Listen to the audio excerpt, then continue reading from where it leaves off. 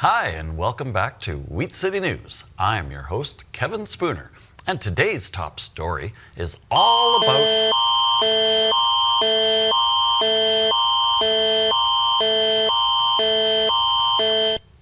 I don't know what to say about that, but this week's Brandon Arrest Watch has taken a turn for the worse. The total number of arrests stayed the same at 37, but almost 65% of the had interactions with the justice system. Ouch. Well, I know what will cheer us up. This week's Downtown Biz Report. Take it away, Emmy. Thank you, Kevin. I am here in downtown Brandon with this week's Biz Report, and I am at one of our very favorite spots in downtown Brandon, the main branch of the Public Library.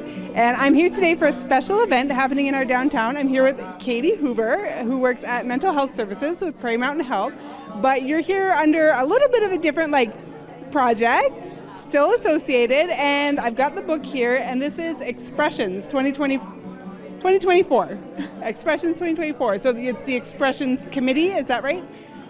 Yeah, that's right. So we have a committee that's made up of staff members from Prairie Mountain Health's mental health and addictions programs, as well as artists and other community members. And every year we work together to assemble a book. Anyone could put in anything as long as they have identify as someone with lived experience of mental health and addictions. So the focus is on recovery and using art and writing as part of our recovery. Okay, so it's kind of like a collaborative, therapeutic community art project. Is that accurate? That's a great description, absolutely. And it is a real community builder. So I feel like people get involved, they put something in the book, then they come to our events, they meet other artists and other writers, and so it kind of grows from there and they start to really get involved in the group. So it's been really good.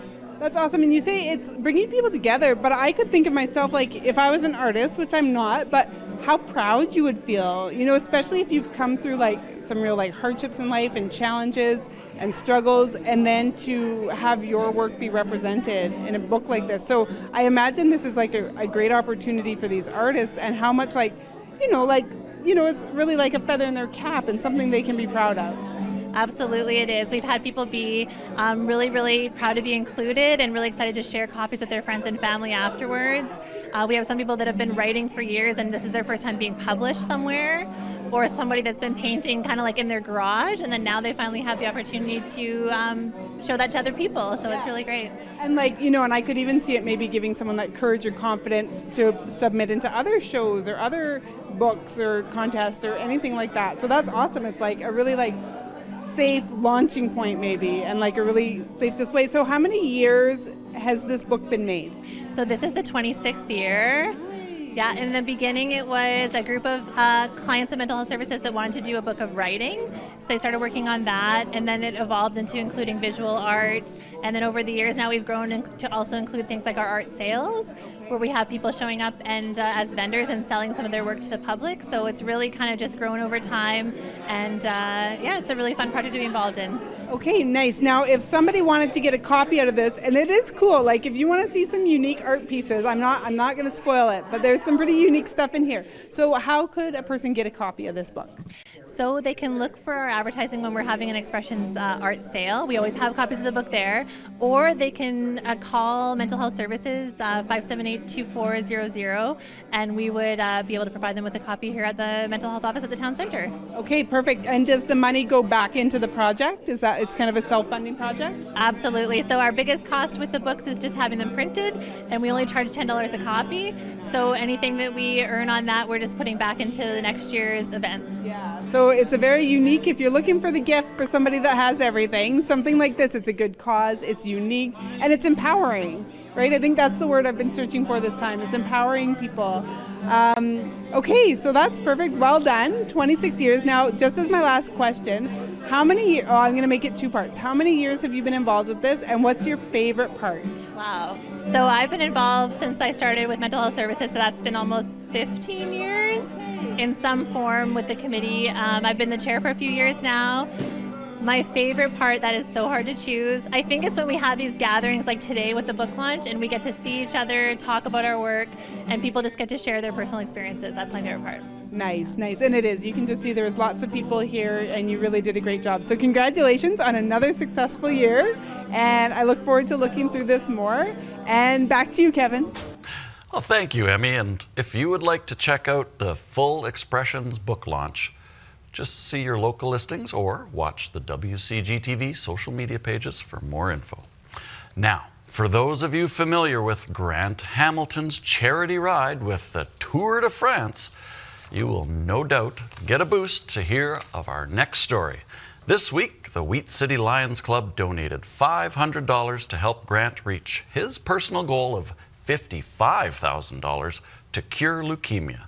Well done, Grant and the Wheat City Lions Club. For more information on how you can help Grant, please visit his very well-maintained Facebook page or tune into Wheat City Lions Club Bingo here every Wednesday at 3 p.m. right here on WCGTV. Well, look at that. Our favorite place in Brandon is up next with this week's Riverbank Roundup.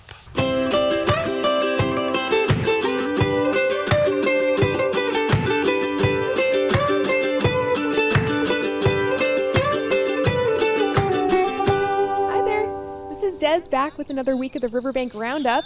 We're here today on the Marsh Docks on our interpretive pond.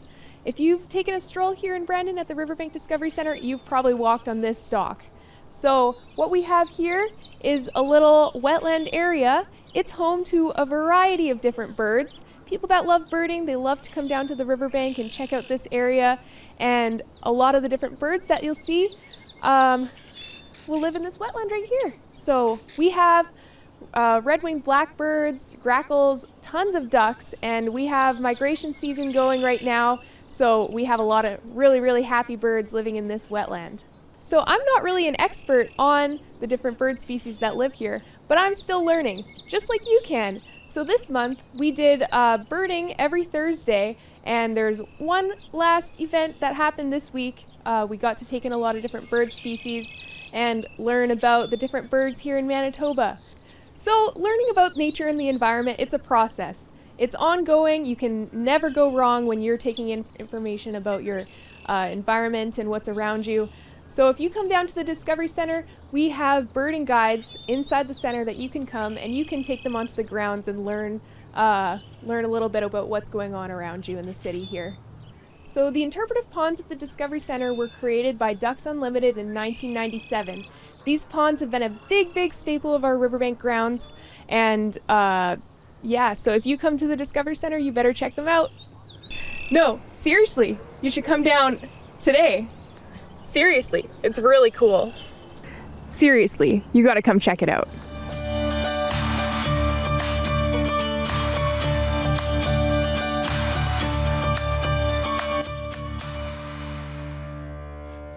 Thank you, Desiree Bodner, and what a beautiful place to film this week's Roundup. Well done. Next up, Stephen has some great news to share for a Sunday afternoon at the Brandon Air Museum, or as Stephen likes to call it, the Commonwealth Air Training Plan Museum. See, I can do it. Let's take a look. Hi, I'm Stephen Hayter. I'm the Executive Director of the Commonwealth Air Training Plan Museum.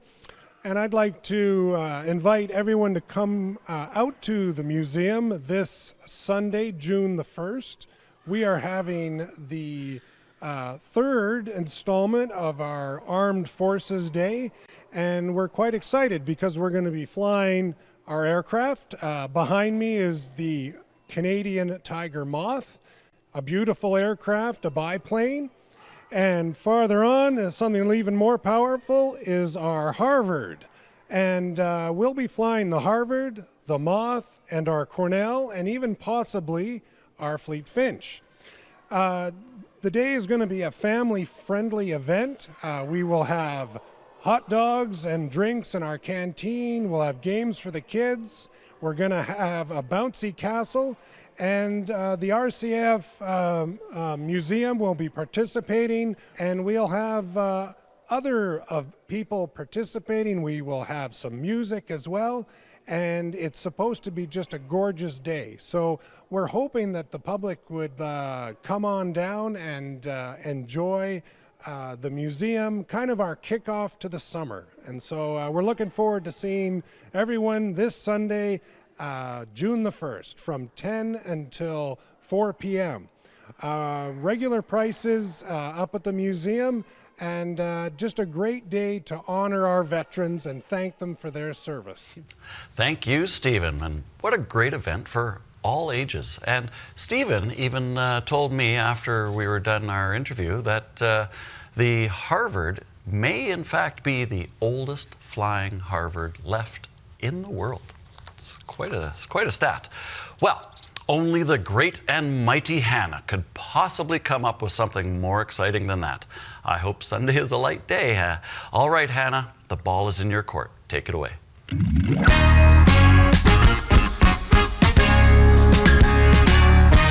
Thanks, Kevin. Hi, everybody. Hannah Price back for another week of the Wheat City News Arts and Entertainment section here at the wonderful WCG studios again. Mostly here for Smack the Jack, as you can see behind me, but also I'm in touch with all arts and entertainments happening in this city this weekend. So tonight, this Friday, starting at 7 p.m., May 30th, the Friday night Crocus Plains Nealon Band Choir Concert is happening. So get your tickets for that. You can check out some nice high school band and choir. Also tonight at the 40, we've got the Bivers, so that sounds like a nice fun band at the 40.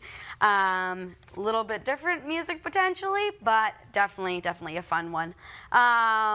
Across the street over at Lady of the Lake, we've got Mallory Chipman. Tickets for that at Eventbrite. So head on over to get your tickets if you want to check out Lady of the Lake, have a nice supper, check out some nice music, and get out in the city. I also heard that their patio is going to be open very, very soon, so stay tuned because there's going to be some great entertainment happening on that patio. Tomorrow, Saturday, as always, we got story time at the Shoppers Mall Library branch, and we've got happening at the Keystone Center. Lots going on today on Saturday at the Keystone Center.